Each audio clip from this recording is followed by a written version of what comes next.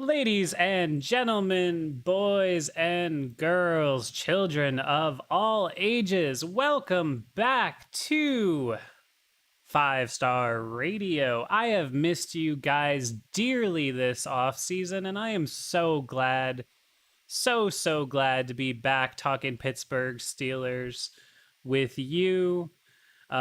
You might have caught my earlier stream a week or two ago with Steel Flyers. That was a great time. And today you're going to catch me doing a stream with my usual partner during the season, Mr. Gage Ryan Video. Gage, are you there? I am. How's it going, everyone? Welcome, Gage. For those unaware, Gage is our senior producer here at Five Star Matchup. Small operation, but he's been here since the start. We are proud of him. He's doing great work, and we're moving him up the food chain a little bit. Gage, how are you feeling about the 2023 Pittsburgh Steelers season at this moment? I feel good. I feel good. I feel like this team goes as far as Kenny Pickett goes.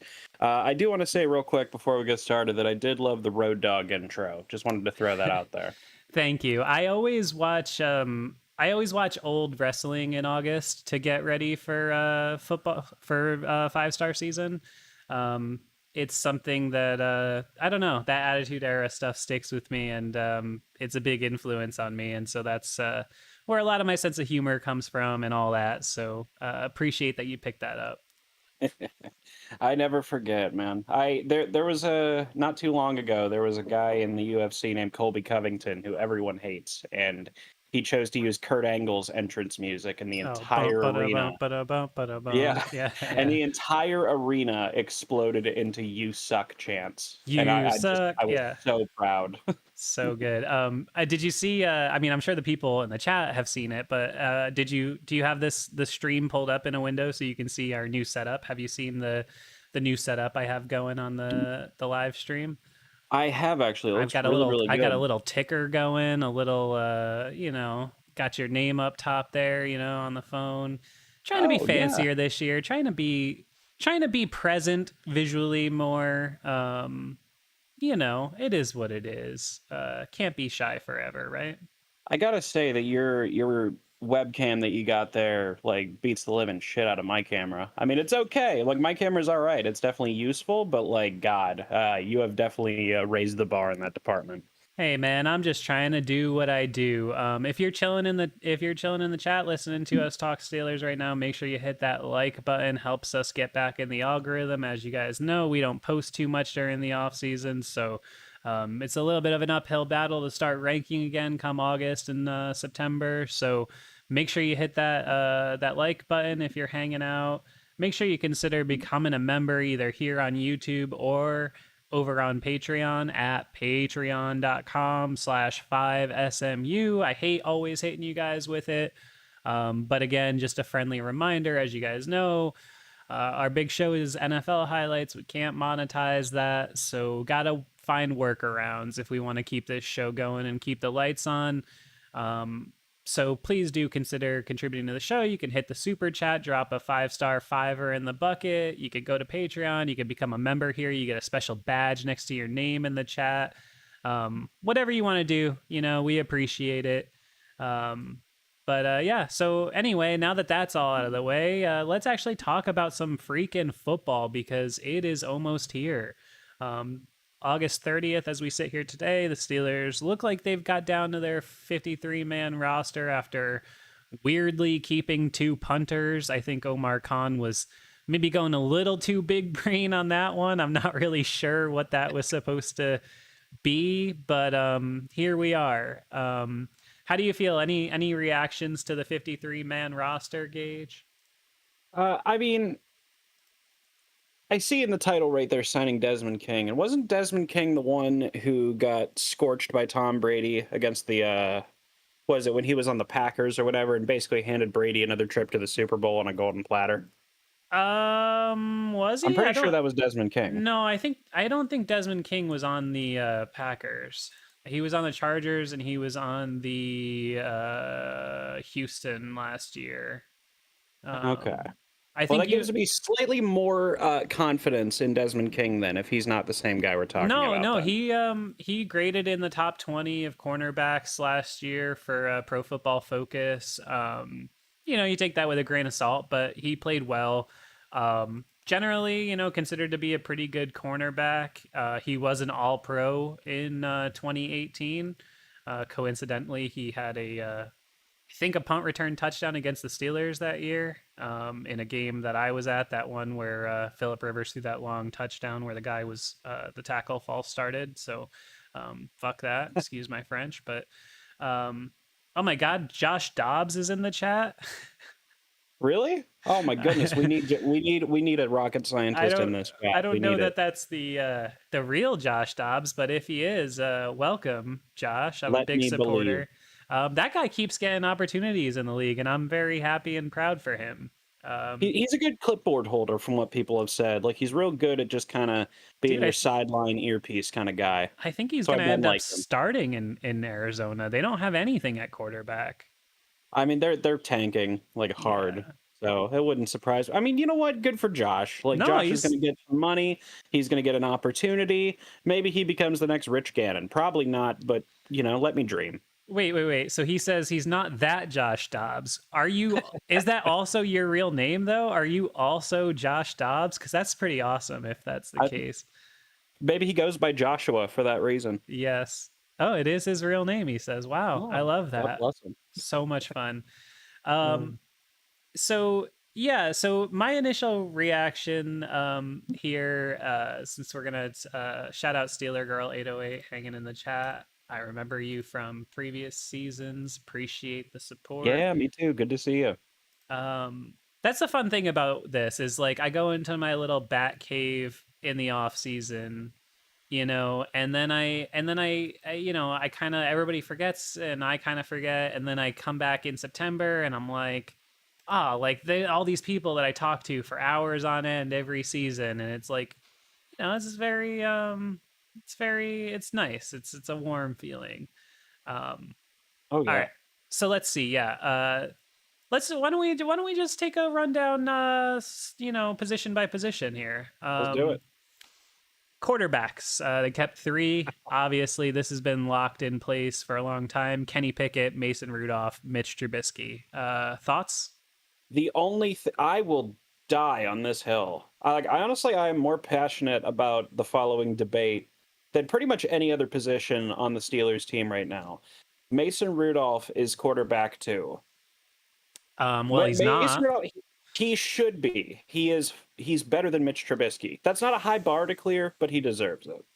Listen, Mitch Trubisky, I don't think is a great quarterback in this league, but I do think he's a fine enough backup. And He is offensive cancer.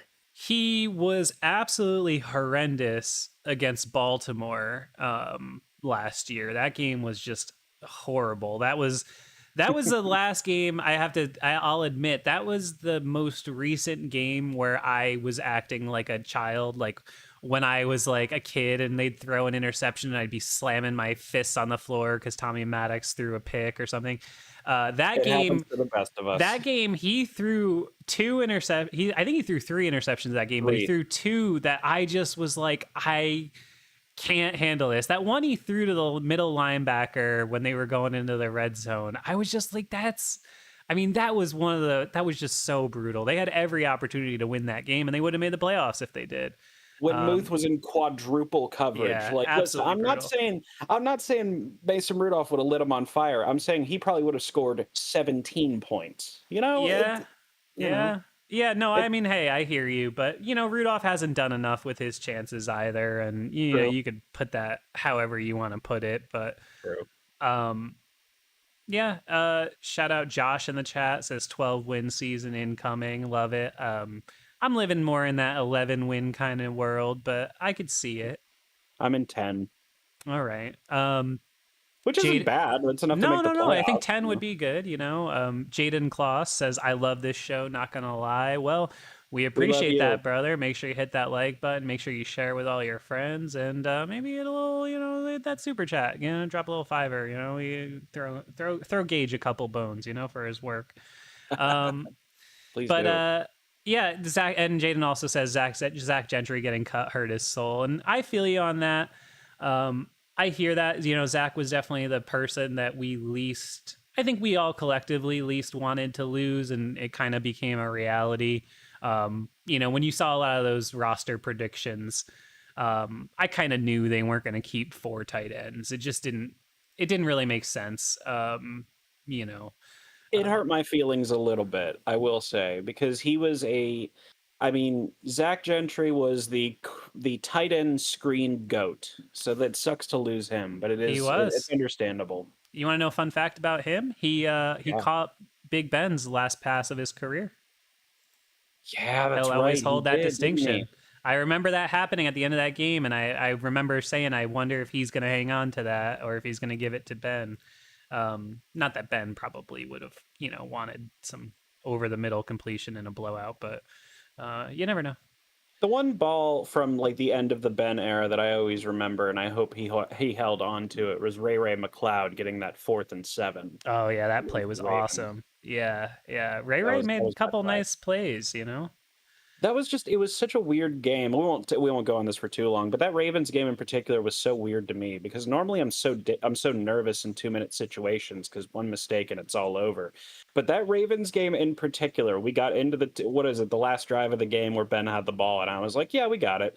And then we got into 4th and 7 and I was like, no, we got it. Yeah. It was Yeah. total smooth jazz. I was like, this game's already over. Like, good game.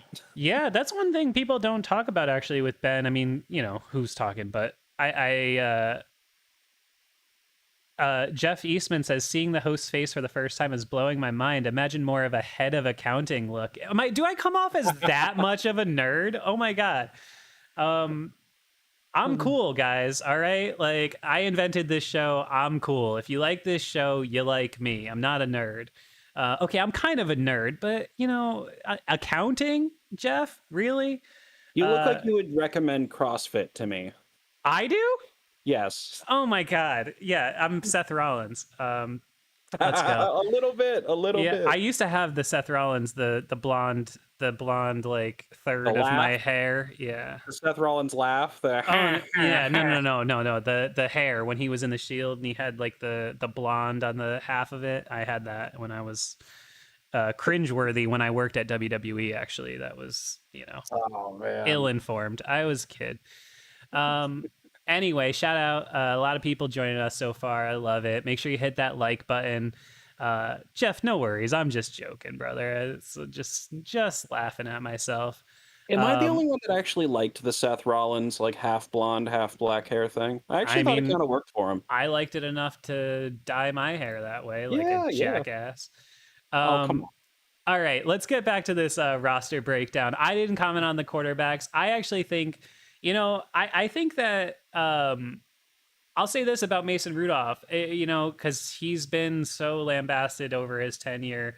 And yeah, he's not a great NFL quarterback, but if you really look at it, is he not the best third string quarterback in the league? I mean, I would have to say by far he probably is. So, in that sense, you never know what can happen at that position. We saw back in the first season of doing this show Uh, in 2019 that sometimes you can have injuries at that position. And if Mason Rudolph had to start a game or two, it's a heck of a lot better than, say if Duck Hodges had to start, right? well, I mean, like, yeah, maybe that's where our opinions of Mason differ a bit. I think that he's like a mid-tier QB2, and Yeah. you think he's like a top-tier QB3. Not a huge Well, I'm distinction. just saying, but as it is right now, he's the third yeah, quarterback on the roster, and I guess you're right. you Yeah. could do a heck of a lot worse at that position. Oh my God. I mean, Duck Hodges was fun to watch, but you knew it was it was fun to watch in a car accident kind of way, you know? It was fun just because that year was just like, what the fuck is going to happen next, But yeah, so quarterbacks, no surprise there. I think running back, much the same. Najee, Jalen Warren, and Anthony McFarland. Mhm. I was a little surprised, to hear of sort of Anthony McFarland's like, rebirth this summer. Yeah. He's always been talented, and to me, it's always looked like he just wasn't really particularly good at playing the game. but you know, all the reports are saying they're using him to the best of his abilities, and he's looking really speedy. And so you know, good for him. I'll give him credit for remaking his career and making the roster. He's Any been a thoughts? preseason phenom. Oh, I'm Yeah. sorry. No. Any thoughts on the running back spot for you?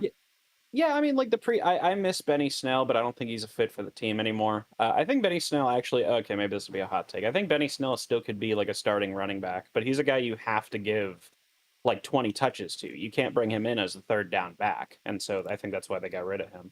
But I love Benny Snell. Much love to him. Hope he gets a job somewhere. I mean, running back market is in the depths of hell right Oh now. my So God God, bless him. so bad. I feel so bad for him, you know. But like as far as Anthony Mack goes, I mean, he's always been a preseason phenom. He's always been kind of the guy you always hear about in camp. When I watch him play, this may sound like an insult, but I do not mean for it to be. He is like Walmart Le'Veon Bell. Like, you know what I mean? It's and so I I hope hear he does that, but well. that's high praise. That's high I, praise. I mean, Walmart Le'Veon, but come on, yeah, I I mean, think I it's don't know. I don't know if I see it that way because Le'Veon's special trait was his patience, and that's something I haven't seen out of McFarland. But I can hear you on that. I'm glad he made the roster. I think, you know, I think the interesting thing really at that running back position, I'm curious to hear what people in the chat think, is like, what do we think, you know, that division of labor is going to look like? You know, because I had you know, I had a fantasy draft yesterday at work, right? And this is the first time I've ever actually done a fantasy draft in person, like in real life, and it was actually a lot of fun.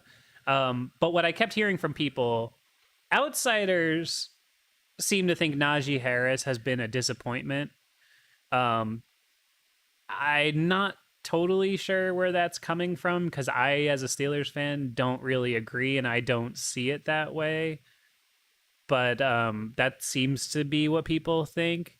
And people are very, you know, Jalen Warren has become one of these names that people hear and they're like, oh, Jalen Warren's going to start getting touches this year and he's going to take carries away from Najee. And me personally, I mean, I've watched Mike Tomlin's whole career. He doesn't divide up carries, he just never no. has. Um, A so little I, bit when D'Angelo Williams was in house, but that was about it. A little bit, yeah. That brief, very, very brief period, but even that, most of it was predicated by either suspension or injury. True. When Le'Veon was healthy and active, you know, he really didn't get too many touches. Um, I don't think Najee is. I don't think Najee at this point is a great running back, and I don't think he's ever going to be like a world beater. But I do think he's a good running back, don't you? Okay, listen, I love Najee Harris as a human being. I always want to make that very clear. And like, man, Najee Harris is our Trent Richardson. Really? Yeah, do you catch my drift on that? And that's not even, he wasn't a bad player. He just wasn't, you know, what was he like in the top 10 of the draft, I think that year? Oh, Trent Trent Richardson was? Richardson, I think, was in the top 5. Yeah, yeah. So you know, if we would have gotten Najee in the third round, it might have been a little different, but he wasn't in that spot because of coming out of college. He had all this hype behind him. I think Jalen Warren is a better running back. I think if they gave Jalen Warren 20 touches a game instead of Najee, our offense would be better. That's just my opinion, though. Yeah, but the one thing you can't, the one thing I have to say though, and this is the same thing I've said about Terrell Edmonds in the past, um, you know, you can't discount availability. And one thing True. about Najee is that dude has played every game of his career so far at the toughest position to do that. He's had more touches than anybody in the NFL, um, and he With like hasn't missed 2 any time. fumbles. What's that? And he's fumbled like twice in his whole career. That's pretty Yeah. crazy. Yeah, no, and you know, the one thing I think that is underrated, and I'm hoping they get back to this. His first year with Ben, he did catch a lot of passes. Last year, he really wasn't involved with the passing game. And I think they need to remedy that because I think he is a really good receiver. I mean, we saw it in that game-winning touchdown against the Ravens. Guy made a great catch on that play, and he can catch the ball. So get him the ball in space, I think. That's definitely true. The funny thing is, I can't remember what the exact measurement was, but it was something like yards after catch among active running backs, and Najee was like 38th in the league or something. So he'll get you those 5 yards, but that'll be about it. My big issue, my big point of contention with Najee is he still hasn't learn to read the line, I guess. Like if I see Najee reading the line, it's going to go for a yard or two, and he'll push and he'll shove for that yard or two. But when I see Jalen Warren, I'm like, oh, he might break this. Like, you know what I mean? It's just different reaction whenever I see him getting the ball. Yeah. I hear that. I think so we got some debate in the chat here going on, Dom says his girlfriend is dead set on Najee being the worst running back in the NFL. I don't know about Uh that. I don't know that that's the case, but I hear that. But I do agree. I agree with what Tim Johnson in here says, which is, he had a crappy offensive line. And he had the Liz Frank foot injury last year, the first half of the season. I don't care what anybody says. That's a really tough injury, especially for a running back. Sure. And I thought he was good down the stretch. Not everybody needs to be a world beater. Here's the thing, right? So Jaden, who obviously, respect your opinion here, but he says spending a first round on Najee was a bad play. I love the dude, but not worth it. Listen, he was a 24th overall pick, and here's how I look at it. This is how I contextualize Najee. I say you picked him at the latter half of the first round, and he's had the most touches in the NFL for 2 straight years. And you got him at a period of time where you had a 400-year-old quarterback who couldn't walk around, who couldn't run anymore. So he took the load off of him and made 2021 possible. Because I'm sorry, if you go into 2021 with Benny Snell as your number 1 running back and Ben at 39 and that offensive line, that's going to be ugly, right? I That's mean, true. so he took the pressure off of Ben that last year. That line was terrible. Okay, you're gonna tell me he runs into the back of the offensive line? Kendrick Green was the center. Okay, and now he's a fullback on the freaking Houston Texans. So get out of here.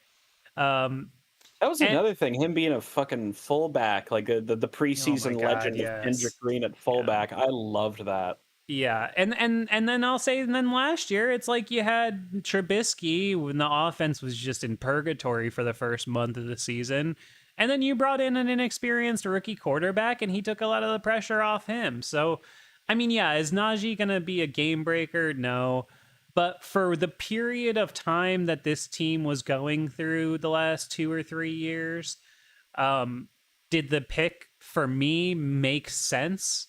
I think it did. Is he probably going to get a second contract with the Steelers? If I had to bet right now, I'd say I don't know. And I would probably be leaning no. But I'm not going to be upset about that. He's I going have a in his question third for year. you. Yeah, go ahead. I have a question for you. So you said that you mentioned like picking Najee because like Kendrick Green was the center and whatnot, and how Benny Snell would have been. I don't disagree with you on a single point on that. Here's my question to you though. What would you prefer, Kendrick Green and Najee Harris, or what is it, Creed Humphrey and Yeah. Benny Snell? Yeah, no, and listen. So yeah, Benny Snell for me, I was a fan of him. I don't know that he could have ever been like a 16 game starter on a decent running game, but No. I hear you about Creed Humphrey, and that's a fair enough point. They could have drafted Yeah. him, and maybe that would have helped Ben a little bit in that year as well. But I don't It know. wasn't the worst pick. I don't call Najee. It could be worse. He wasn't 8th overall. He was 24th overall. You know, Yeah, exactly. I'll live with it. It's I think they've attacked the offensive line, and you got to remember that year, because we all went through it. That year, that 2021 kind of thing was just. It was kind of purgatory, wasn't it? Like we all knew it was going to be Colbert's last year. We all knew it was going to be Ben's last year. And it just kind of was like, well, what do? Right? Like you kind of give him the best opportunity, him being Ben. But we all knew that team had a very minimal ceiling. And I think the fact that they even made the playoffs was really a hell of a testament to Roethlisberger being a crafty vet, because that team had no business being in the. I would have to, you would have to say 2021 was Roethlisberger's worst team around him, right? I Probably like it's hard to say because if you want to talk about rosters, like so the Killer Bees were obviously three great players, but how much? I guess it shows how far three superstars can get you by themselves, basically. You know, I mean, Yeah, it's crazy because those rosters, if you look back on it, like AB, like his number two sometimes was like Colby Hamilton or whatever the yeah. fuck his name was. Like, just what? It's Marcus just crazy. Wheaton. Yeah. Marcus Wheaton should have been better than he He was. should he That's should have been. But yeah, I mean, I'm not gonna if we're judging a team around a quarterback, even if the definitely one of the defense worst sucked, I rosters. can't say like any team that had a B was the worst because I mean the guy was just a cheat code. It's true. Uh, It's and true. it just gets sadder and sadder with him, I unfortunately. would definitely say that like 2021, like if it's not the worst roster he had, it's top two for sure. Definitely. Anyway, we're breaking down this 53 man roster. Make sure you hit that like if you're hanging out. Thank you guys, by the way, Kevin the Elder God, who supports us on every platform possible. He's in our Discord. By the way, did you know you get access to our Discord server if you Yeah. support us on Patreon? I mean, $4 a month. Patreon.com/5SMU. Patreon.com/5SMU. Patreon.com/5SMU. Subliminal Uh, messaging. Hey, that's not even subliminal. That's just direct, brother. You can support us here on YouTube. You can go over to Patreon. But Kevin, by the way, let's see, he's got the badge next to him because he's been a supporter for forever and ever. He says, I saw on Twitter someone referred to Najee and Warren as thunder and lightning, and I thought it couldn't be more true. I lean towards like an early Zeke Pollard situation. I love that. Fair comparison. You even called it in your early season videos, delaying Kenny's debut had the team a month behind in the season. Most teams were in Yes. week 5. Wow, see, Kevin listens to me. I love this. I love people who listen to me and like actually pay attention to the words I'm saying because like yeah, I do make jokes, but I also think I add something to the conversation, and I do agree. I never understood why Kenny was just not going to be the starter going into the start of season last year, and it did set him back. But here we are. Uh, Back to this roster. Offensive line, they kept 9. You have the starters: Mason Cole, James Daniels, um, Dan Moore Jr., Chuk Okorafor, and Isaac Suamalo. Then backup, you got Spencer Anderson, who plays at every position, if I'm not mistaken. Um, Nate Herbig, Dylan Cook, and the first round pick, Broderick Jones. How do we feel about the offensive line? I think I'd have to say for the first time in a long time, I feel really positive about their offensive line. I agree, and I also want to give a big shout out to Mason Cole, who like when Mm-hmm. I heard that we were going to get Mason Cole and he was going to be our center, I'm like, Jesus Christ, from Kendrick Green to Mason Cole. I mean, like, can't put any high draft picks on the center, like the quarterback of the offensive line. We just can't do anything for. Turns out Mason Cole was actually a really nice a really nice pickup. I mean, like he Yeah, actually turned out to be a pretty solid contributor. He was probably the best lineman we had last year.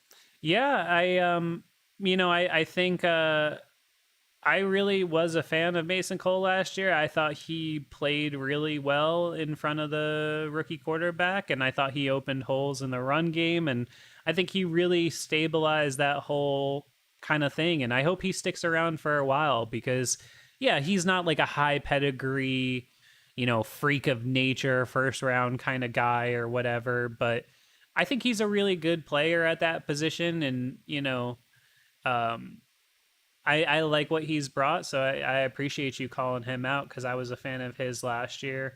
I love, love, love. I mentioned this in our earlier video. If you didn't see my Omar Khan offseason video, make sure you go check it out.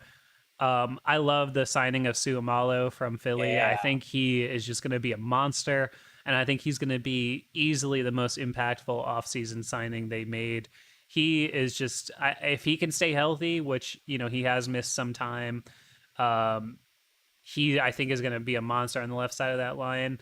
Somehow Dan Moore keeps his starting job at left tackle, and I hate that. I just want to say one thing about I that. I know I want to say one thing about that though is that in these positions, where we drafted the first round guy high behind him. And, there's always this conversation. It was like, how is Dan Moore keeping his job? And blah, blah, blah. And it's like, again, take a step back. It's the same conversation we had about Terrell Edmonds for 4 years. Is it a bad thing if we drafted a guy in the third or fourth round and we actually made them better over time and they worked hard and became a better player? Like, it's a positive. It's a good thing that Dan Moore has become a serviceable left tackle. Broderick Jones is going to have a big, long, very good career in the NFL. It's okay. Dan Moore can keep his spot. Dan Moore is, a slightly below average, I would say. And so, I mean, to throw Broderick Jones in the deep end of the pool is maybe not the best way to go about it, especially because I have more trust in Kenny Pickett this year, where I totally expect that Kenny realizes, okay, Dan Moore's all right, but you don't want him guarding your blind side. So I got to get the ball out. I got to make sure that I play within structure. I got to make sure that I'm leading this offense to where I want it to go without putting me in danger. Like, I trust Kenny Pickett more than I trust Dan Moore Jr. What is happening in the chat right now? What is Humberto talking about? What happened? Coconut water. I cranberry juice. Somebody, I can't follow. This is wild, and it's not. I'm actually a fan of van life. I actually really like van life, so this is kind of interesting to me. Oh, I don't know what this. Never heard of van life? No. We can talk about it later. But yeah, Okay, it's just living out of your van. It's called homelessness. Oh, okay. I just don't know. I see cranberry juice. I'm lost. I plan on doing that in the coming years, actually. Good. Hey, good for you, bro. It'll be fun. Listen, offensive line. Yeah, I feel good about their offensive line. I think for the first time in a long time, it feels really stable. I think James Daniels is going to be better second year in the system. And Chooks now is becoming a savvy old vet in his own right. I think actually what's most likely to happen with the offensive line is I think maybe not this year, but maybe next year, you probably see Dan Moore maybe move to that right side and Broderick Jones takes over the left side. I'd have to look at when Chooks' contract runs out, but I think Dan Moore is like becoming a very serviceable tackle in this league, so good for him. He's not terrible. Yeah. That should be the words written on like his review. It's like, well, it's kind of like the thing with Mason Rudolph. It's like, well, he could be Jared Goff. Yes, exactly. Listen, Jared Goff was like 28-7 touchdown interception ratio last year. Yeah, he actually had a good year. I mean, I think that shows how good Dan Campbell at least can be. I'm not sure about him as a play caller, but it's clear that he's doing something behind the scenes. Lions are building something over there, man. How are the Lions the fourth best offense in the league last year? How the fuck does that happen? I'm telling you, they were putting up numbers. Yeah, they were putting up numbers. Dan Campbell is like, people, his players would run through a wall for that guy, and I really appreciate that about him. Yeah, no, absolutely. By the way, Kevin King is who I was thinking. Yeah, that's what I was thinking you must have been thinking of. Okay, all right, we're good. Running down this roster a little bit more here, we got we're getting to the tight ends now. Freiermuth, Darnell Washington, Connor Hayward, Zach Gentry on the unemployment line. For me, I'm not a huge surprise because I kind of thought they were going to keep 6 receivers, and I didn't think there was going to be room for 4 tight ends. They're listing Connor Hayward as a fullback / tight end now. I still see him mostly as a tight end, but I think they're going to put him in the backfield, and I think they're going to use him all over the place. I'll tell you what, that guy's a good football player. He just, anything they ask him to do so far, he's been good at. The dude's just a great football player. He is. He is, and he gives you a lot more flexibility versus Derek Watt last year. Derek Watt was nice to have on special teams, and it was a cute story, but I never thought Derek Watt, was irreplaceable by any means. He was just fine. He was there because TJ needed some spare limbs. Yes. Eventually, maybe we'll be able to get all 3 of them, and we'll form them together to form the ultimate Watt, and then we can just kill everybody that we play. But for now, we can stick with TJ. Yeah, like a Megazord, like Power Rangers. Yeah, basically. I just saw today, but JJ is going to be on CBS pregame show a couple times this year as like a part-time analyst. Good for him. I really thought there was a chance, like not a huge chance, but I thought there was a chance that Mike T would have been able to use his Jedi mind control and would have gotten JJ out of retirement on a good deal. But again, just let me dream, I guess. No, I just think he was, I think he was ready to be done. That dude lives on like a golf course. Have you ever seen pictures of his property? It's absolutely mental. I've seen the inside of his house when he was breaking down tape with TJ. His house is really nice. Looks like a big like cabin out in the woods or something. Unbelievable. And he's a great guy, great family. We love the Watts. Yeah. Anyway, so yeah, no surprises there at the tight end position. Hopefully Connor gets involved a little bit. People forget he made a couple really great catches late in the season last year against Atlanta. He had a nice one. Big one against Tampa last year. Yeah. Wide receiver, I think this was probably a little bit of a surprise maybe to some people. Deontay Johnson, George Pickens, Allen Robinson, Calvin Austin were easy locks. And then they did end up keeping 6. So they kept both Miles Boykin and Gunnar Olszewski. Any thoughts there? I mean, I would have taken out Miles Boykin and I would have kept Zach Gentry. But I mean, that's so infinitesimally not important. So who cares? Yeah, I knew they were going to keep, I figured they were going to keep Boykin because Boykin is really just a phenomenal special teams guy. And he does have some pedigree as a receiver. So I think there's value in keeping him. I would say the most surprising one there was Gunnar Olszewski. I guess they really believe in him. I mean, that's the thing. That's the Mike T way. I mean, for better or worse, mind you. Like where they're going to give them plenty of opportunity. They're going to exercise patience. I mean, that's what we saw with Bud Dupree. People were calling him a bust in year 1. People were calling him a bust in year 2, and then they started to call him a bust into year 3, and then they quickly realized that that wasn't the case anymore. So he'll get his time, and let's hope he does well with it. Yeah, I mean, I think Kenny likes Gunnar for whatever reason. He's come up a couple times. He does work hard. I mean, I don't really need to see him returning kicks because I thought he did a pretty poor job of that last year, and I'm excited to see Calvin Austin take that job over. He's clearly better already. Yeah. So I don't think there's going to be a lot of reps for either Gunnar or Miles Boykin as far as actually playing offense unless there's injuries.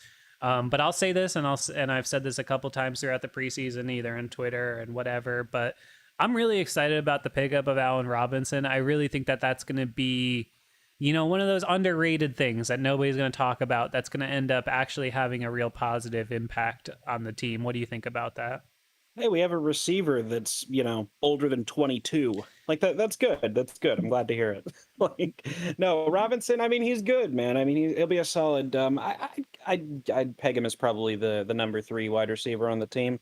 I think George Pickens is already firmly entrenched as our number 1 guy. I think that if you're still saying it's Deontay, I wish I was as hopeful as you. You know what I mean? Deontay Deontay's probably a top tier number 2 in the league, but I think George is just better. And I think Allen Robinson will be a good number 3 so that they can spread defenses out even farther. I mean, are you going to be able to, you're going to double George Pickens? Okay, well, that leaves Deontay in single coverage. Like they'll have a little bit of the essence of what like a lot of the Patriots teams used to do where, you double Edelman. Okay, you're doubling Edelman. Well, good luck with Gronk. Like, you know what I mean? Yeah, exactly. Yeah, I mean Robinson, hey, like he's been hurt and missed some time and didn't have a lot of opportunities. I don't think he was a fit with the Rams last year, and plus they were kind of in quarterback hell because Stafford was banged up. At one point they signed Baker off the street like 3 days before a game. They were a mess last year, but I mean, listen, this is a guy who has had 3 seasons of 1,100 or more yards playing with Blake Bortles and Mitchell Trubisky. Yeah. I mean, that's impressive. That's not nothing. I've been a big critic ever since AB left that I just didn't think that they did a good job of having veterans in that room. There was a while there where the veteran in the room was Juju, who was like 24. Like I Our just wide think receiver room is just like AEW, it's super young and small, and there's nobody leading the locker room, so and to they don't speak. draw money, And that's, and they all get in fights with CM Punk every night. oh my God, what the hell is up with that shit? I think he's just a crotchety old son of a gun. Yeah, you can definitely make that argument. I don't even think it's an argument. I think it's just a statement of fact at this No, no, point. no. You Yeah. know what I mean. Yeah, shout out Andre Romero in the chat. He says the NFL is so humbling. The Steelers cut Gentry and Jordan Bird, both guys that were stars in my hometown, Albuquerque. Shows how much of a dog you have to be to even compete in the NFL. I have a lot of respect for these athletes and the grind that you have to go through. We talk a lot of shit about these guys from our couch. Listen, you are absolutely right, my friend. I am not an athlete. I have no, I should not be talking shit about people on the internet. But, hey, the reason I talk shit about people on the internet is because I'm not an athlete. So I don't have $10 million in the bank. I got to learn how to make money some other way. Which is when you guys hit the super chat and go to patreon.com/5SMU, all that, blah, blah, blah, blah, blah. No, but I get you, Andre. Much respect. I mean, yeah, that is the thing.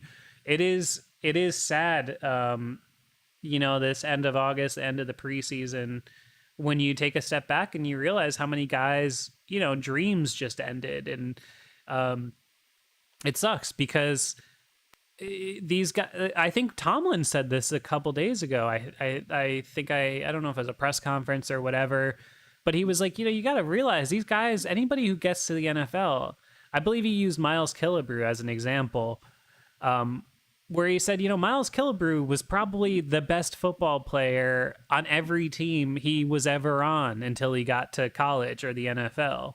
Yeah. And I mean, that's so true of all these guys. Any of these guys. I mean, Gunnar Olszewski was on the bubble of even making this team. And I guarantee you, whatever high school he went to, he probably owns almost every record that there is. Yeah, the NFL is hard. It's crazy. Never give up on your dreams, though. If Mitch Trubisky can be a starting quarterback in the league, then you can do it too. Not only is he a starting quarterback, he's a millionaire. Tens of millionaires. I'll tell you what, if you want to talk about stories of people I love hearing the story about, is Gardner Minshew. Do you know much about the Gardner story? A little bit. I mean, I know he's kind of a weirdo, and he probably drives like a really old car, if I had to guess, right? Well, you're not entirely wrong. He freaking lives in a van. Here we go, van life again. It's twice in the same podcast. He lives in a van, and so they were like, he's living out of a van outside of the Philadelphia stadium, and then he gets the call, hey, you're going to Indianapolis, so he just drove up to Indianapolis. But like he's a guy that like was never kind of supposed to be in the situation he was. He's a little bit of a Nick Foles figure without the Super Bowl ring. And I don't know, he's made a lot of money, he's had a good opportunity, and he's had a longer career than I think anybody expected him to have. So I love hearing stories about guys like that. Yeah, no, me too. I mad respect for Gardner Minshew. It's a shame he never really got another chance to start after that one crazy year in Jacksonville. But good for him. Any of these guys, I'm rooting for him. So I got to ask you about so let's switch to the defense. You want to go over the defense a bit? Sure. So it seems like every single year in the draft, like I always hear going into the draft, every single year, I've heard of like 3 players in total, because like, it's too much for me to keep track of. Like, I used to keep track of us drafting Omar Jacobs back in 2006. You know what I mean? Yeah. There's so many people now, it's hard to keep track of. So, but it seems like I always hear about one person every year, and then the Steelers draft them. Whether it's Devin Bush or Najee or Chase Claypool. And now with this year, it's Keanu Benton. And I'm so happy that we took him, because he was a guy that I think a lot of people had, the Eagles getting a shot at, or the Patriots getting a shot at. And I think he's one of the best D linemen in the whole draft. And we got him in the 3rd round? Yeah. Yeah, no, I agree. I think, when I looked at the draft, I think coming away from it, I felt pretty strongly that the consensus was they, with their first 4 picks, got 4 players that were in the top 50 most talented players in the draft. And I think that's just exceptional. I think part of it is the league outthinking themselves. I think people were overthinking Darnell Washington. I can't believe he fell where he fell. Yeah. Benton, I think, is a little bit of a you know, devaluing of like defensive tackles and stuff like that because people are Yeah. just, they're not running a lot of base defenses. But I'm a fan of his, and I think he's going to be really good. I think he's going to inhabit a spot on that D line for a long time. And yeah, no, I think he's going to be a monster. I think the whole draft class looks really sharp. I mean, shoot, that's Mhm. to those four I'm talking about. I'm talking about Jones, Porter, Benton, and Washington. That doesn't even include Herbig, who looks like he could potentially be a monster. That's where I was gonna go next. Yeah, no, I mean, hey, it's looking like it could be a potentially really strong draft class for Omar Khan and the Pittsburgh Steelers. Um, the D line, I mean, I'm happy with the D line. I'm not super. I have some questions about it. You do?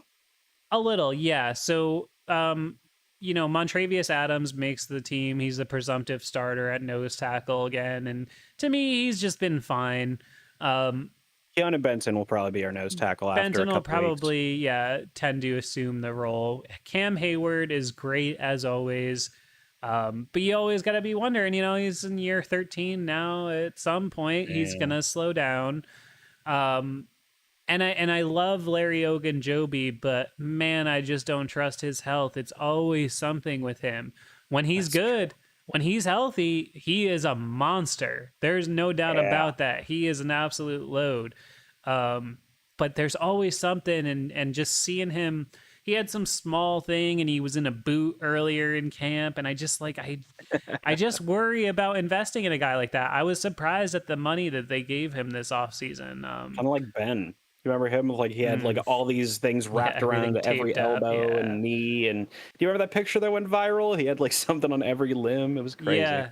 Yeah, It's the same no, kind I of thing. mean, no, yeah, I just, I worry about that. But I do like Larry Ogunjobi, and I'm glad he's here.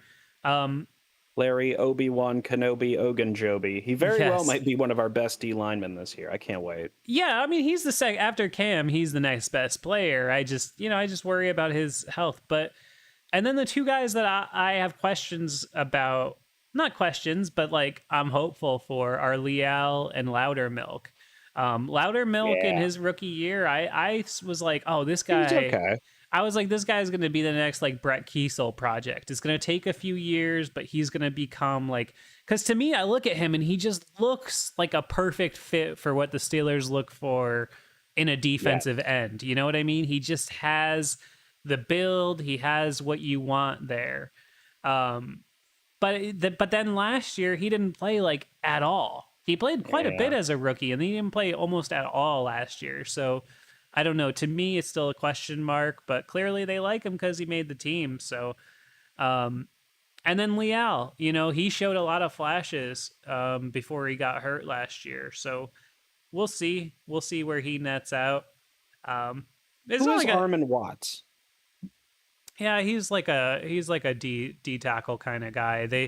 They say that he's a little bit more of a pass rush type because the other guy they had was Fahoko. I think he's got like a Polynesian or Samoan last name. He was the other guy looking to take a spot, but they considered him more of like a straight, like run stuffing nose tackle. And I mean, you just don't have a lot of need for guys like that nowadays, because you're only in that base defense so few times, and even if you need it, it's not like Ogunjobi or Cam can't play that role if they need to. And I think they put that kid on the practice squad anyway. So, I mean, I don't feel bad about that, the D-line position. I just, I don't know. I think there's some question marks there. I think this is, though, what everybody's excited about, which is the linebacker position. Yes.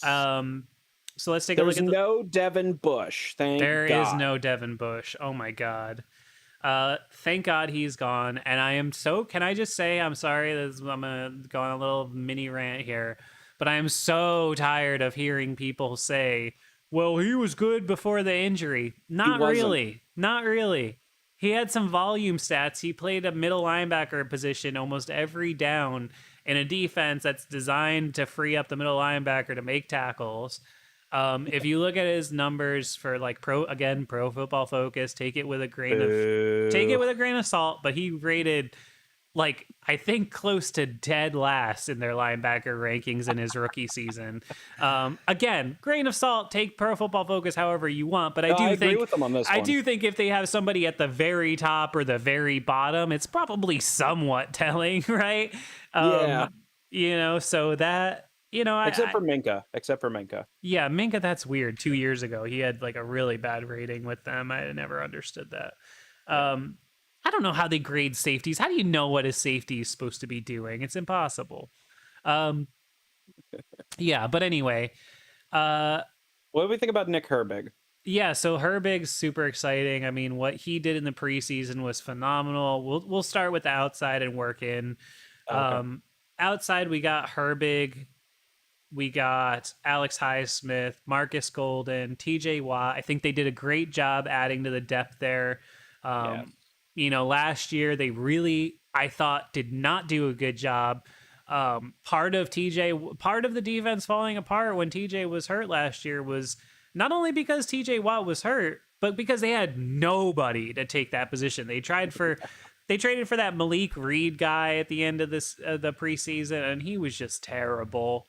They did not do a good job at that position last year, I thought. But this year, I mean, I think they've done a fantastic job. Golden's had, I think, 3 years in double-digit sacks, so the guy can play. And Herbig, I think, is going to be a great player. Nick Herbig looks like a long-lost Watt brother. I think so, I think like does. Alex Kozora from Steeler Depot said something like that. It looks like it. It literally the way he plays, and he's been taking things from TJ Watt's game. He's been taking things from Alex Highsmith's game. It's been really cool, like to see how quickly he's been picking things up. So that's why I put it in that Omar Khan piece, that quick little flash frame where I said, like, don't forget about Nick Herbig. This dude's a beast. Yeah, no, and I mean, I didn't forget about him. I just meant people in general. Yeah, no. I'm just a realist, and I just think that if you look at it, barring injury, I just don't think there's going to be a big role for him because they don't rotate that position a whole heck of a lot. Look, I mean, Highsmith got paid, TJ got paid. I mean, they're going to get their money's worth out of those two. What I'm really excited to see is no one's talking about because everybody's talking about the depth there. But what about like we haven't had really a full year of this fully formed Highsmith Watt duo. Like I'm thinking we could be seeing circa 2020 or 2019 Bud and TJ kind of thing here because Alex had a monster year last year, but TJ was, he missed a good chunk of the year and wasn't obviously fully back until the very end of the year last year. But if you expect Highsmith to continue on his path and TJ is TJ, man, you're going to have a hell of a pass rush, don't you think? Yeah, I mean, like, just looking at I know that the roster is just kind of face value, and you can really take things this way or that way. But I mean, just looking at it on paper, Montravius Adams, Keanu Benton, Cam Hayward, DeMarvin Leal, Loudermilk, Ogunjobi. And that's not even counting Nick Herbig, Alex Highsmith, Cole Holcomb, and Landon Roberts. TJ Watt, the best defensive player in football. And again, no Devin Bush. So we don't have this gaping hole in the middle of our defense for the first time in forever. Yeah. How many times over the past number of years, this suspiciously went up, the number of times this happened after Devin Bush got drafted, where this guy runs wide open with nobody within 20 yards of him. It happens on the Steelers defense more than like any other defense. It's weird. Yeah, no, it's true. So yeah, moving into the inside there. You gotta love the middle linebacker position this year. Cole Holcomb, I think, is going to be a great signing. I think he's going to be the kind of do-it-all Swiss Army knife. Big E, I'm going to call him. Landon Roberts, I think, is going to be, he's kind of a heat-seeking missile, a lot of TFLs. I think you're going to see him be that kind of rundown kind of guy. And then the real exciting one and the real interesting thing here is Quan Alexander. Who is Quan Alexander at this point in his career? I think that's really like kind of the question, right? Because if he is who we think he can be, he's still only 29 years old. He's a former, I'm assuming, Pro Bowler. Was he an All Pro? I don't know about that. Let me see. Um, was he an All Pro? Doesn't look like, but I believe he was a Pro Bowler. Yeah, he was a Pro Bowler in 2017. Um, I know that's a long time ago, but still, with both San Fran and Tampa, he was a really good player. Um, and he's got great measurables. He's very dynamic. I think you could hope for him. He could potentially be the best middle linebacker they have. It's just a matter of whether or not he stays healthy. I think he's missed, a good chunk of time the last few seasons, and his career's been slowed a little bit because of it. Not even Eh, really the last few seasons, really like most of his career now that I'm looking at it. But hey, you never know. If you give him less work and he stays healthy, it could be low risk, high reward. I think that's a lot of their strategy. You've seen that even before Omar Khan took over, where it's low risk, high reward. I mean, the signing Miles Jack last year didn't pay off, but what did we really lose? It was like $5 million out of our cap. Like, I mean, they're really good at that. At like, hey, this maybe it doesn't work out, but if it does, oh, boo-hoo. You know what I mean? It's like when the Patriots got Randy Moss. It's like, could he be good? Probably. Will he not be good? Well, we gave up a fourth round pick. Who cares? Yeah, I agree with that. I think that it's that's definitely proving to be a strength of Omar Khan. Oh yeah. Low risk, high reward type guys. Speaking of, we haven't even really talked about Desmond King too much. The Steelers signed today. Strengthens their defensive back room. So their defensive back room right now looks like this: Minka Fitzpatrick, aka the GOAT, Demonte Casey, Keanu Neal, Miles Killebrew, Patrick Peterson, James Pierre, Joey Porter Jr., Elijah Riley, Chandon Sullivan, and Levi Wallace, who is the forgotten man that no one talks about. But just like Steve Nelson a couple years ago, guy just shows up, goes about his work, does a good job. Um, I think it's a very good. I think it's a very good secondary. I think that there's not a lot of depth for me. I think you're really hoping two guys in particular. I think Minka, obviously, and Levi Wallace are two guys that you're just hoping and praying is going to make it through the season healthy and happy. But if that's the case, I think you got a really strong back end. Yeah, I mean, the Steeler defense is not a complicated defense necessarily. Are you ready for our rankings? I totally stole this from the Bootleg podcast guys, but do you know what our rankings are when it comes to play calls? It's cover one, cover two, cover three. The count is like ninth in the league, sixth in the league, ninth in the league. Like it did that's our defense. Cover one, cover two, cover three.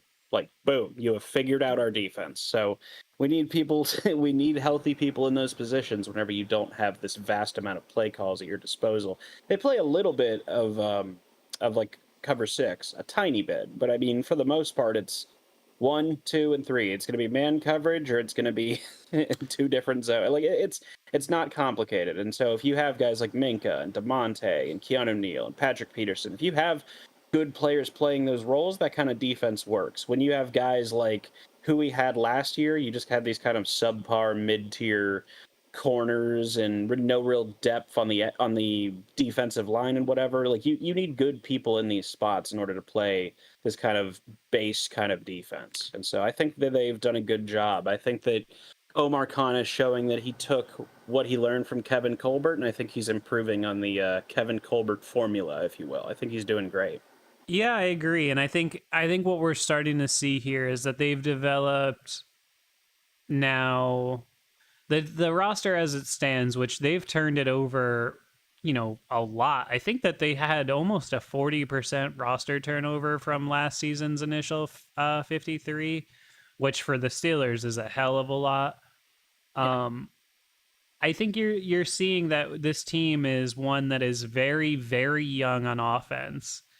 And becoming a more mature team on the defensive side of the ball. You know, I think TJ Watt, we still, I think, tend to think of him as a younger kind of guy because we're all still in that mindset of James Harrison and all that. But TJ's been around now a long time. I think this is going to be his 7th season, right?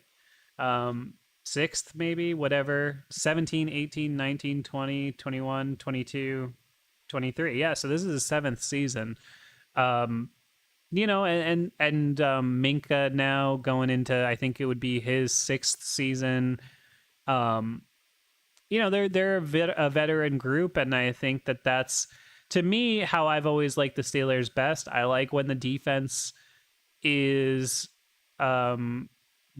veteran and smart, because you know they're going to be in the right places at the right times, and to me, and the way that they run things, that's what's important. I think a lot of people haven't really. I almost feel like Patrick Peterson, shockingly, is somehow the forgotten acquisition. Yeah.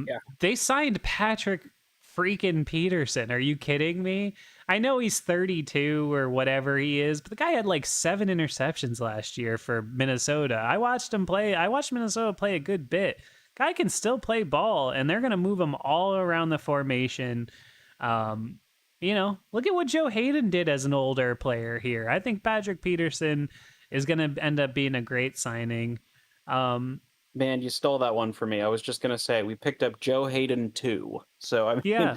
I'm not going to complain by any stretch of the imagination. Are they going to have Patrick Peterson shadow other people's number 1 receivers? Maybe they do, maybe they don't. I mean, he's 32. He's not going to be the No, fastest yeah, player on I the don't think field. that's going to be the case. I think they're going to have him playing They're in going the to keep him in slot. their area. Yeah. Yeah, I think he's going to be, you know, it's a lot of that too is going to hinge on what Joey Porter can do this year and how much he's contributing as a rookie. Because he's really, the one thing, they have a lot of flexibility now with Desmond King, especially, and they got Elijah Riley and Chandon Sullivan all made the team. They have a lot of guys that can play slot, but they don't have too many that can play the outside positions. So it's going to be interesting to see how that timeshare works out. So, actually, it's funny you mentioned that we can't get enough of these like slot corners and whatnot. I think it's because for the first time, it may be in Steelers history, we're learning from our mistakes a little bit. I mean, like, what is the way that pretty much every defense has been able to beat, or excuse me, what is the way that pretty much everybody has been able to beat our defense? I mean, our defense has good weeks and our defense has good years, but what's the common factor? It's slot receivers. Yeah, Slot receivers definitely. or slot receivers or check down artists like Tom Brady. It's one of those two things because obviously checkdowns work great against cover 3, but now it seems like we actually have a little bit of a defense for spreading our defense out and going towards the middle. Like it seems like we actually might have some kind of a counter to that, which is great. Yeah, no, I agree. I mean, I think the defense has been changing and in the progress of changing ever since Minka got here. Yeah. I really think he unlocked a lot of capabilities. And, you know, I'll continue to say it. I think he's the most important player on that side of the ball, and that includes TJ. I Not don't to know about that under, one. I'm I don't know telling about you, that one. Wait, did you see what happened whenever we didn't have TJ last year and we still had Minka? I did, and they still ended up with a winning record last year. I'm telling you, this team, as Barely. it's currently constructed, would not win. They would not win any games hardly without Minka Fitzpatrick over a full season. I just think I guess I just think that highly of him. I really do genuinely believe Minka is, you know, one of the truly elite players in this league, and it's unfortunately on that side of the ball, it's just like running back on the offensive side. I think safety in particular, free, you know, well, I wouldn't say in particular free safety, but I just think safety in general is misevaluated a lot and really underrated. And man, I've just seen it. As somebody who loves that position, the Steelers have struggled ever since Ryan Clark and Troy Polamalu to stock that position.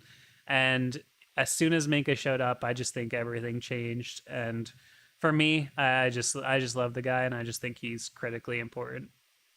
Brett Coleman had a great video explaining about how Minka completely revitalized the defense and about how they started communicating on the field when Minka got there.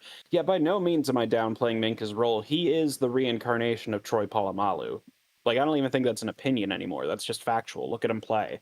I mean, the guy literally starts out, what, 15 yards deep, something like that, and just walks forward. He kind of does the, what is it? What am I thinking of? The guy from the Bears. Goodness gracious. Kyle Fuller. He does the Kyle Fuller thing where he's staring at the quarterback and staring at the play developing in front of him so that he can, jump the outbreaking route. It's literally what Troy Polamalu used to do. He just So knows where to be. exactly. I just think that TJ is a little tiny bit more important. And it's because we saw last year that like our secondary wasn't the problem. We lost TJ and we had no pass rush and no run defense, and people just beat the fuck out of us. Yeah, that's true. I mean, you're splitting hairs. It's true. They're both as valuable as it could possibly be. And I think the number 3 most important player on the team, someone can call this a hot take if they want. The number 3 most important player on the entire team is Kenny Pickett. Yeah, no, there's no doubt about it. We haven't really talked about Kenny in this chat, me and you here. But there's no doubt about it. I mean, the team goes as Pickett goes, right? Quarterback is the be all end all. If you're talking about actual, real, genuine success, to me, you have no shot at it if you don't have a quarterback. So the question is, do the Steelers have a quarterback? I, for one, feel very confident in that. I think I saw what I needed to see from him last year, but I will concede that it wasn't overwhelming. If you look at it, like, he had a great stretch where they went 7-2 to finish the season, and he didn't turn the ball over and all that kind of stuff, but he still only threw like 5 touchdowns in the last 2 months of the season. So it's not like he was lighting it up by any means. Even the Raiders and Ravens games that we won in the last minute, just to play devil's advocate here a little bit, those were great moments, and I love them and cherish them as the first like moments of the Kenny Pickett era. But remember being in the moment. Those are both games that were wildly frustrating until the very end. They didn't do anything, especially that Raiders game. They did nothing in that game. It's just they were lucky enough that Derek Carr could not play in the cold because he was absolutely horrible. I mean, I don't really disagree with that. I think that Kenny. Okay, so first of all, I want to say that Mitch Trubisky's points per game last season, or the offense under Mitch Trubisky last year, points per game was something like 14. The offense last year, the same exact year, under like Kenny Pickett's, what was it, 8 starts or something like that, was something like 24 points per game. So, I mean, I think it goes to show you that you do need a quarterback that at least can do something other than check it down in order to succeed, unless you're Tom Brady for some reason. But I love Kenny, and I love playing, and I love what he's doing because he's. Do you remember Ben his last couple of years? How you can throw your clear-cut amount of checkdowns as long as you can go deep occasionally to keep the defense honest. Ben didn't do that. Kenny does. And I've been saying it for a while, and I'll continue to say it. Kenny is our reincarnation of Matt Hasselbeck. Like, that's literally exactly what he plays like. Anybody that doesn't agree with me, look it up and tell me I'm wrong. That's what he plays like. And that's good. I see him maxing out as this guy who will get to a couple Pro Bowls. He'll make a Super Bowl appearance or two. And I hope he gets a ring in his career because I think he's pretty damn good. I think he's going to be a lot better this year than he was last year, obviously. Yeah, I mean, I think his ceiling is higher than that, personally, but I do think that I hear you and I see that. I think one of the things that I will say is super underrated about Pickett, and this is what I'm excited about, and this is what's had me having fun playing Madden for the first time in a long time, is he can actually run a little bit. And that's, people sleep on that. Like, he straight line speed can run.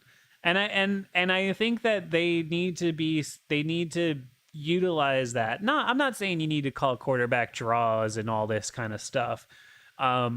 I mean, you can. He'd probably make it work. You can in the red zone and whatever, but he is the franchise. You can't be getting him hurt.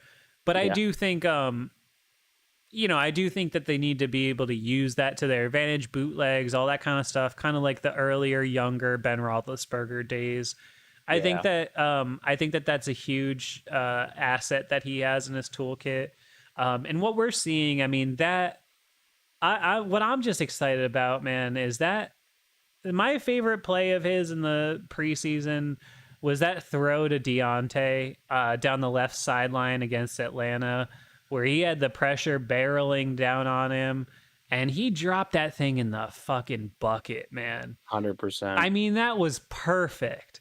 And that's what you look for in the preseason, because yes, people do overrate preseason performances when they're looking for, bias on these young guys, like that kid for Cleveland, Dorian Thompson Robinson or whatever his name is. Everybody's like, "Oh, he's been so good. He's going to be their backup. They're going to cut this guy." And sure. Okay, like guys that are physically talented like that, can they come in and play against second and third stringers and impress? Can Will Probably. Greer play a full game against third stringers and throw for 300 yards? Sure. Of course they can. But what I'm looking at, I'm not looking at, was he, did he complete all his passes? Did he throw touchdowns? What was his yards per attempt? I'm looking at, did they execute the offense cleanly? And what I saw in every series Pickett played was that they were perfect on offense. Not just good. They were like 3 steps, balls out. 3 steps, 100%. balls out. In the right spot, to the right receiver. I don't care who you're playing against. Anybody, Peyton Manning could throw interceptions in the preseason, man. But he was dropping things in the bucket. And against Atlanta in particular, Buffalo also, by the way, they were playing against real players in Buffalo. Jordan Poyer was... that was their starting defense. It was indeed. Josh Allen also played. Not that does anything with Kenny, but I'm saying for the defense. And then against Atlanta, I mean, he just went out there and he was like, you know what? I'm just going to sling this sumbitch all over the football field. And he did. Those 2 passes to Deontay and Pickens were just like, I'm just going to do this because I can do it. And he did. And they were perfect. I just think, I think we saw it last year. His command of things and his timing, and most importantly, his play in the moments. And I'm talking about late game, and I'm talking about third downs. Even when their offense sucked last year, their third down conversion rate, the second half of the season, I don't have the stats in front of me, but was very strong, and they were moving the chains. And I think, to me, if he can be who I think he's going to be, for me, I'm going to look at him I'm going to say he's going to be in that like 37 to 3,800 yards, 26 touchdowns, 10 interceptions. For me, that's what I think he's doing this year.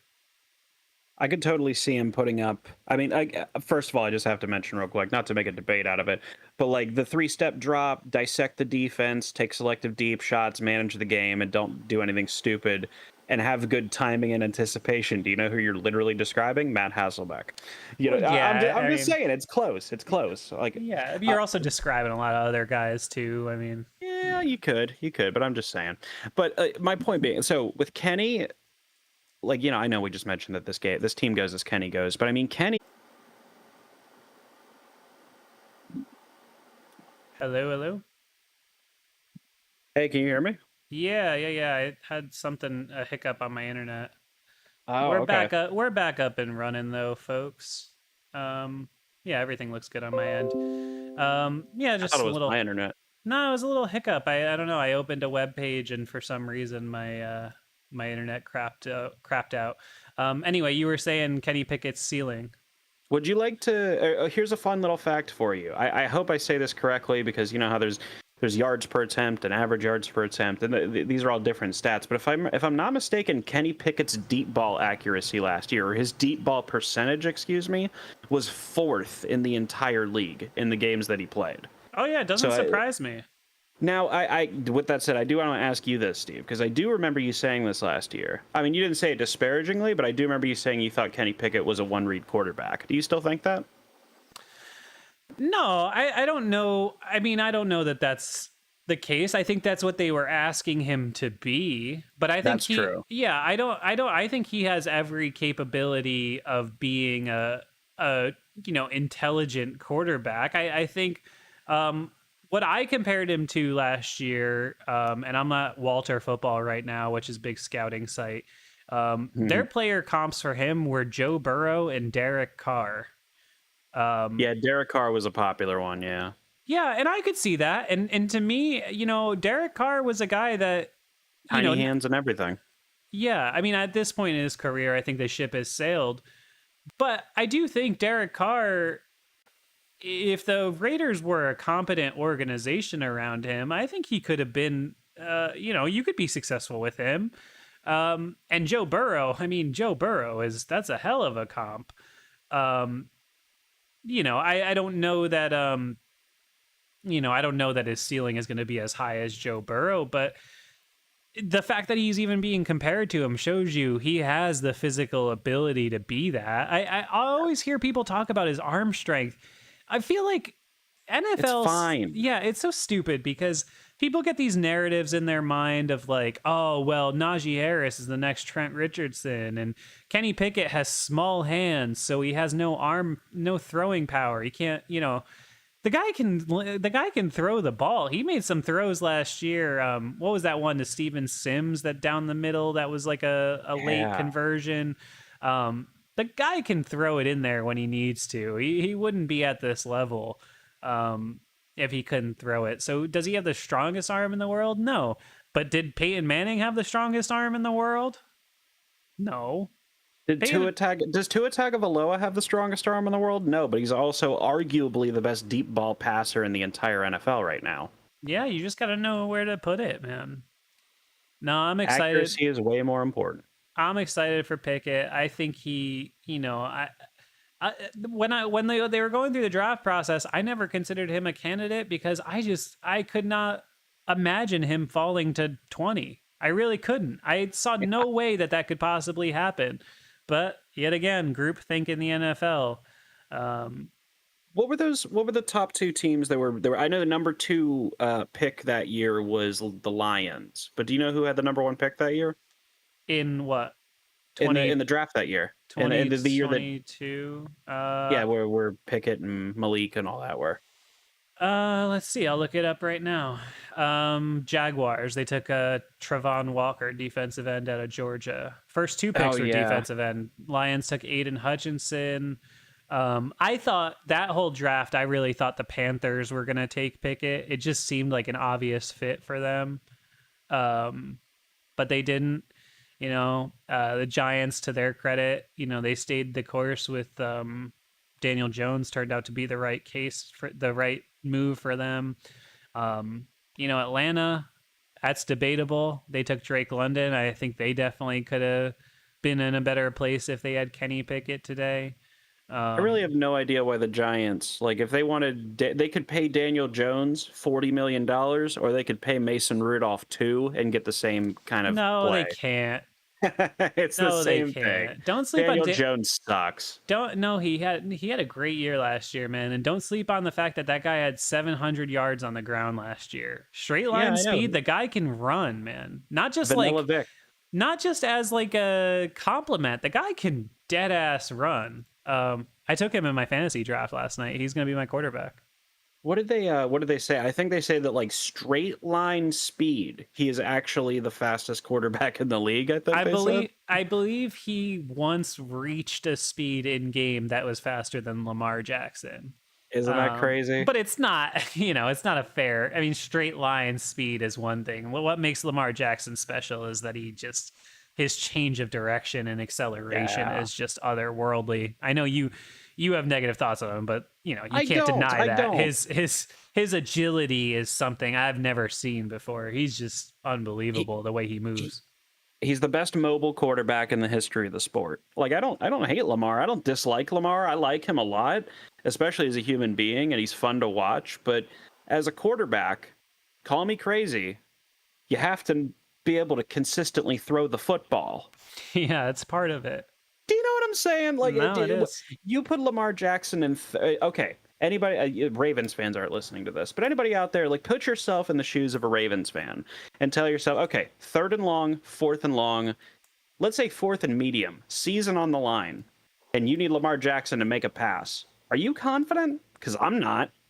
No, yeah, and but with the mobility, there's always the chance he's going to break free. I mean, the guy's had phenomenal running plays, and you never know when they're going to strike. I mean, he's that good. Yeah, and then that's what people said about RG3 too. Yeah, that's true, but RG3 that was a little misleading. Lamar did win, Just a and little he bit. did win an MVP. To be Like fair, 10 years ago. oh my god, it was like 4 years ago. Well, anything pre-COVID feels like a decade. You're telling me. Just like season one of Five Star Matchup, which was pre-COVID. Um, Wild to think about. By the way, I got something new coming for you guys this week. We're gonna do the first ever episode of Five Star Remastered. So a little bonus treat for the folks that have been watching for a long time now. For those that know or don't know, this is our 5th season that I've been doing this show. And 5 seasons of 5 star feels kind of cool. And I'm just trying to be a little nostalgic and look back at where we came from. So in a very cringe inducing, for me at least, look back at my early work, we're going to take a, because the Steelers are playing the same NFC West teams they did in my first season now, because I'm so old and been doing this so Right. long. Right. I want to take a look back at that Niners game, which was week 3 in 2019, Mason Rudolph versus Jimmy Garoppolo, which I know doesn't sound super exciting, but it was coincidentally Minka Fitzpatrick's first game as a Steeler. So I think it has a little bit of a place in Steelers history. And yeah, so look for that Monday night. I'm going to have a remastered episode where we're going to make fun of, well, myself. And what I was doing 4 years ago, but you'll take a look back and seeing how the show was when it first came out. I know you were watching, Gage. You were on the ball right away. Oh yeah, yeah. The first video I'd seen of 5 star just appeared in my feed was of the Mason Rudolph Colts game where Adam Vinatieri missed at the end after that bullshit pass interference call. Oh yeah, Mm. that was wild. And like I've kind of I liked the video because I tended to have the same thoughts on Mason Rudolph, where it was like, yeah, is he good? Not necessarily, but Jesus Christ, he's better than Duck Hodges. Like Yeah, it was weird. It was really weird. It was a weird time in Steelers lore. yeah. I believe the title of that video was "Is Mason Rudolph Good?" um, yeah, I And remember that Colts game. That was a fun game that year. I remember when you mentioned you were like, if you can watch Baker Mayfield, what was it, Sam Darnold or Daniel Jones play and tell me you think they're better than Mason, and they were taking like 90 plus spots ahead of him, like, yeah, I think it puts it in perspective a little bit. Baker Mayfield, that's another guy. I hope he does well in the Bucks. No joke. Yeah, me too. He got a bum deal from Cleveland. I still believe that. I'd have kept him over Deshaun Weinstein. Oof. Oof. All right. Well, we we got on that note. We got to get heading out of here. I think this has been a fun stream.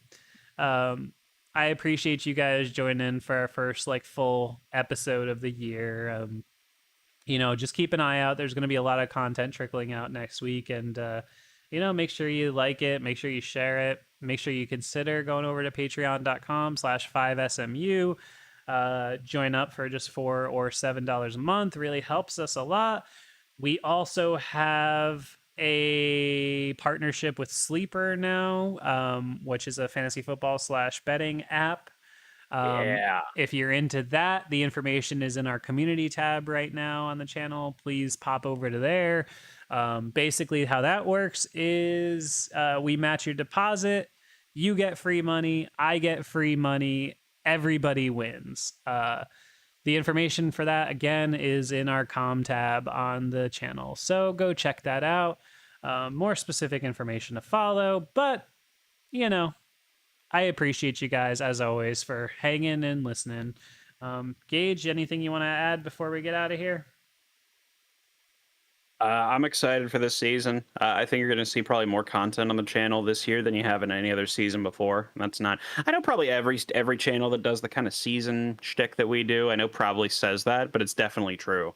I just finished a Steelers pain tier list that we're going to have to see where that goes in the scheduling of things. That might not be out for a little bit, but I know you guys are going to see my piece on George Pickens here soon. That's going to be fun. You guys are going to see I was the one who did the editing on the Kenny Pickett montage. Y'all seem to like that. I'm really glad you liked it. And follow me on Twitter at Gage Ryan Video. You can also follow me on Instagram at Gage Ryan Video. Just keep watching. That's the main thing. Follow the man. Yeah. All right. Play within structure. Yes, as always. But no, Gage is right. You're gonna see more of us. We're gonna be in that shorts feed. We're gonna be doing the live streams. We're gonna be doing the full videos. Make sure you lend the support. Make sure you subscribe. Blah blah blah blah blah blah blah blah blah blah blah blah. Do all that stuff. We love you. We appreciate you. Thanks for hanging out. And I'll catch you down the road on the next edition of 5 Star Radio. Bye. Peace.